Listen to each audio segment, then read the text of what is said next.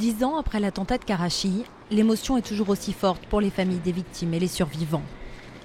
Ça fait 10 ans, mais pour nous, c'est encore maintenant. Ça, on n'oubliera jamais, on ne peut pas oublier. Moi j'y pense, il n'y a pas une semaine sans que j'y pense. 10 ans après, on ignore toujours qui l'a commandité et surtout pourquoi. Mais avec l'élection de François Hollande à la présidence de la République, les familles des victimes espèrent bien obtenir enfin des réponses.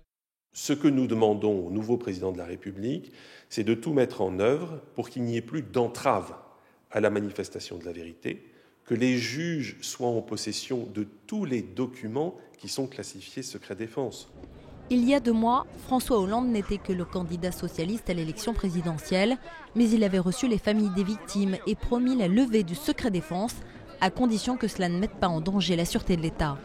Car depuis 10 ans, la mort des 11 ingénieurs français est recouverte d'une chape de plomb. Lorsque le 8 mai 2002, une voiture piégée fonce sur le bus des employés de la DCN à Karachi, dans le sud du Pakistan, tout le monde pense à une attaque terroriste.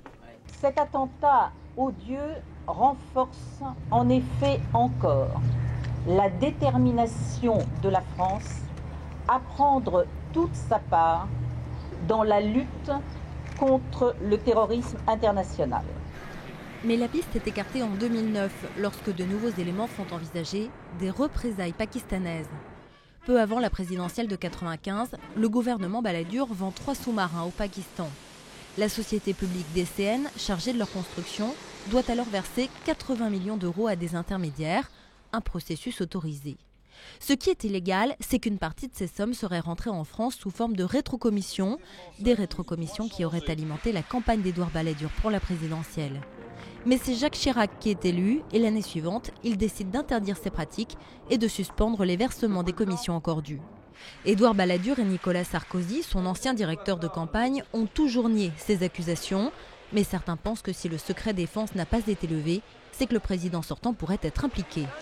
Nous n'avons obtenu aucun document, aucune déclassification, nous n'avons pu procéder à aucune audition, ce qui est une première dans l'histoire des missions d'information parlementaire. Le prétexte officiel, c'était qu'une instruction judiciaire était en cours et qu'on réservait aux juges les documents qu'on nous avait refusés. Mais à la fin de la mission parlementaire, ni le juge ni les parlementaires n'avaient eu accès à ces documents. Il y a donc eu une entrave organisée du travail parlementaire.